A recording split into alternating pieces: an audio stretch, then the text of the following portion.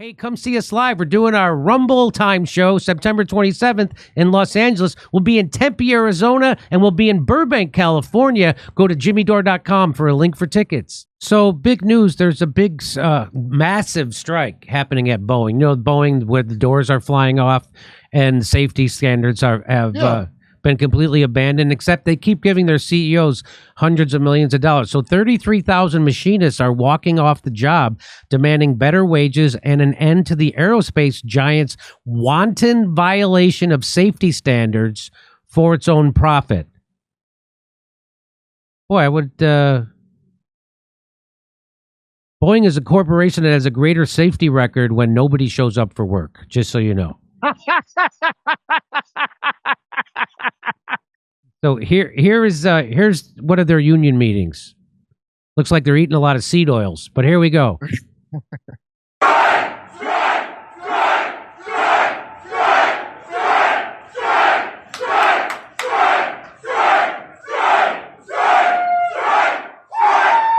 So I don't know why I was expecting to see more people there, but maybe some of Boeing's problems stem from the fact that they're using 30 people to do everything.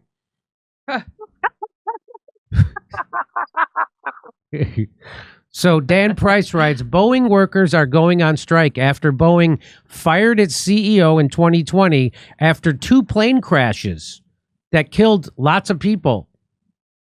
And then they paid that CEO $62 million to leave after he cut 16,000 jobs. Come on. Before him, they fired the previous CEO and gave him $44 million to leave. Most recent CEO just left after getting a 45% raise to $33 million. The 737 MAX crashes killed 346 people. And the company pled guilty to a felony. Its punishment? 0 executives went to jail and a fine equal to 0.6% of its actual revenue, annual revenue. It got $17 billion in taxpayer bailout during the pandemic. Boeing got $17 billion. You know how much the music industry makes in a year? $12 billion. That's every CD, every music tape, every record, every concert, everything. $12 billion a year. They got $17 billion from the government for nothing. Wow, Jimmy, that's enough to pay for a hitman to take out 2 whistleblowers and make it look like you didn't do it. That's enough. In 2010s, it spent almost all of its cash, $43 billion, in stock buybacks, not investing it in the company or paying their workers. No, capitalism's great, Jimmy. What do you want? Socialism? Oh, we want to be a communist? Capitalism. I'm just trying to be in the dialectic. And then at the end, after they did that, at the end of that decade, they cut 27,000 jobs. Nice. Capitalism works. Nice. Let's all praise capitalism and never talk bad about it, because clearly it's great. And you should your fear of communism should make you allow them to do this to you forever. Yep. In 2013, it got record $8.7 billion subsidy from Washington State. And then it cut 17,000 jobs. And then moved 30,000 more jobs to South Carolina, which has fewer worker protections. Oh, I know some Haitians that would love that job. So the smart money is on the Boeing CEO hoping another plane goes down. And it's easy street. It's easy street for the CEO after that. Who knew you could get rich quick from making a plane crash with your deliberate negligence? No kidding. Do you know what their slogan is? Their slogan is Boeing, where failure isn't an option because it comes standard. So here is the union leader goes on with a CNN host, and let's watch.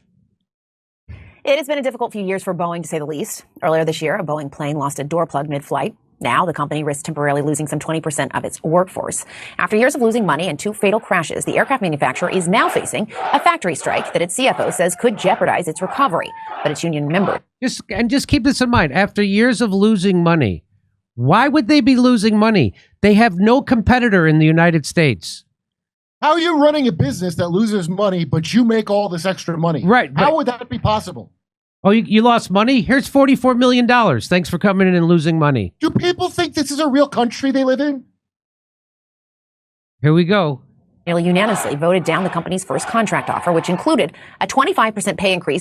By the way, 96% of the union people voting voted down the contract. That is almost unheard of. Democracy. You need to have 2/3 of them voting, so that at least 67% have to vote for a strike to go into be implemented. So you often get 70%, 96% of the people voted for a strike. That's saying something. And so this is what they turned down: 25% pay increase. The union's seeking 40. Why? Because they've been cutting jobs and cutting their money and not getting pay increases for years, as the CEOs and the management making and $43 billion in stock buybacks. They got the money. How about Over you year want to help after the company year. recover? How about 25%, just that? But they get that CEO and put him in a powdered wig and knee socks, and they get to watch him get guillotined. I would take that if I worked there. Okay, let's watch. Of stagnant wages. Just last year, Boeing's now departed CEO received a 45% pay hike, despite the company's failure to turn a profit since 2018. I spoke with the president of the union that represents most of the workers on strike, John Holden, earlier this evening. Here's our conversation. John, thanks so much for being here with us. We appreciate your time this afternoon. Thanks. Happy to be here. Yeah. I just want to ask you first if you were surprised when your members rejected this deal that union leadership negotiated, called the best deal it had ever gotten with Boeing. No, I'm not. I know that we bargained the best we could get at the bargaining table, short of a strike, and we had to put it in our members' hands. And I knew that that's where our power resides, and they spoke loud and clear, and we were ready for that. So when the union leader says that's the best deal we could get without striking, so the union workers decide, well, let's strike because that's our only power anyway. It means it was a shit deal. This mystified reporter, they said it was the best they've ever been offered. And it was still shit. And it was still a shit deal. Okay. And you've said you're going to, quote, push the company further than they ever thought they'd go. What does that mean? Well, we have to. I mean, we've spent the last 20 years being attacked, being threatened, seeing our jobs moved out of state, stagnating our wages, loss of healthcare with a cost shift, massive cost shift onto our members, and of course, the loss of our defined benefit pension. And so we're ready for this. And I know that our members, it was a bridge too far. There's a lot of deep-seated anger, and it came out in that vote. And listen, to an outsider, a 25% pay increase over 4 years sounds pretty good. But again, 96% of your members voting against this, rejecting this. Do you like how she goes, Did you hear her do that? Let me play it. Let me back it up. You think she would stay at her job at CNN if that was all she would get? A 20 in that vote. Deep-seated anger, and it came out in that vote. And listen, to an outsider, a 25% pay increase over 4 years sounds pretty good. But again, 96% of your members voting against this, rejecting this deal. Are you confident you're in step with your membership here? I am. We're here. We serve at the mercy of our membership. We're here to support them and take their issues forward, which we are. We have to do some surveying, find out exactly where the issues are that we can propose going forward. But I know it's about wages, and I know it's about the defined benefit pension, and that's what we'll be pushing as we get into talks, hopefully next week.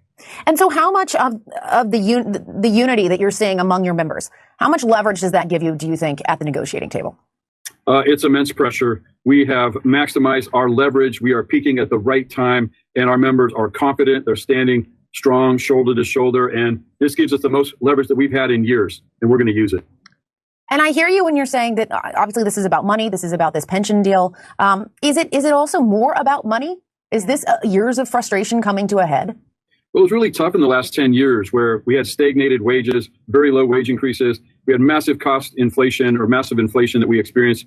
And so our members didn't keep up, and they deserve better. And so we were just trying to catch up. And for many, the 25% just was not enough, especially some of our newer members that aren't making as much. So they're still struggling to find rent, places they can rent. They have to move 50 miles away from the plant so that they can, afford a place. So this is about a work-life balance. It's about a quality of life, and our members are fighting for better.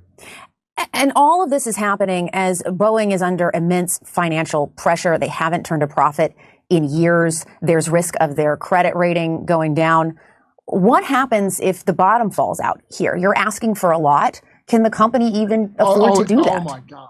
What happens if It's going to be on them. they have You mean off the plane? If the bottom falls off the plane like it has been? they have no competition? What happens if the doors fall off? What happens, huh? It's a I can't believe anybody agrees to talk to these empty-headed dolls that they have on CNN about anything. They just They're got just like these $17 billion AIs. for free from the federal government. They got $8 billion for free from the state government. The workers who weren't getting paid right got taxed out of their money to pay the dipshits at Boeing to not pay them.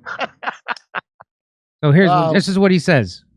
We're asking for reasonable things. Our members have gone through a lot. It's time for them to make up for some of the past and to make gains for the future. These are reasonable things. They are affordable, and our members are on the right path. And how long do you think they're prepared to strike? And I'm curious if you also spoken at all with the Biden administration.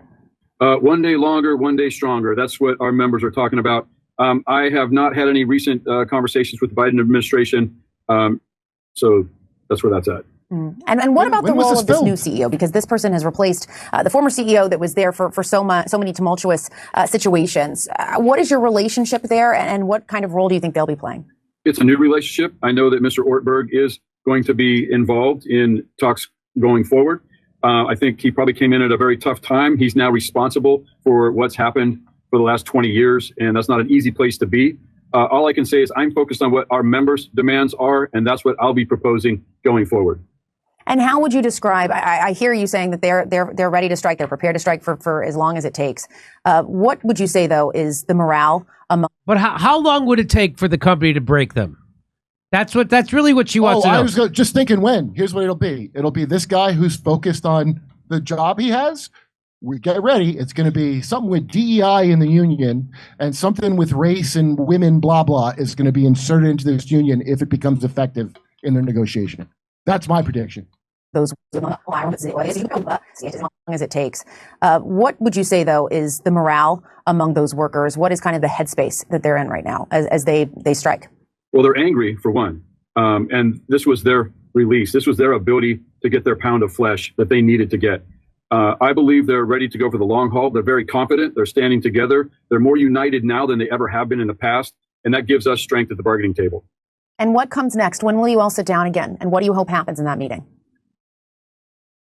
Well, FMCS mediation has reached out to both sides. We will most likely get back to some mediated conversations starting next week, early next week. We'll be reaching out to our members, having some discussion, communicating so they're aware of what's happening and they can give us their input. And hopefully we can continue working forward to reach the agreement that our members deserve. All right, we will see what unfolds. John Holden, thanks so much for your time. We appreciate it. Thank you. Okay. So I stand with the workers on this one. Boeing is basically they've been mismanaged, and the safety problems at Boeing aren't because of the workers. They're there because the workers are put on timetables that they shouldn't have to meet, and they have to cut safety corners because the management dictates it, and anybody who stands up and says anything gets fired. Or they commit suicide in their own car in a parking lot. Go ahead. They outsource important safety things to outside of the goddamn shop. That's right. Surfboard makers are getting contracts. Remember that? Yes. It's insane because they thought they could save $1 to do more of those buybacks. Boy, that's one of the best parts of capitalism to me. The stock buyback. The stock buybacks. Who can argue against that? It's why America's great. Hey, come see us live. We're doing our Rumble Time show September 27th in Los Angeles. We'll be in Tempe, Arizona, and we'll be in Burbank, California. Go to jimmydore.com for a link for tickets.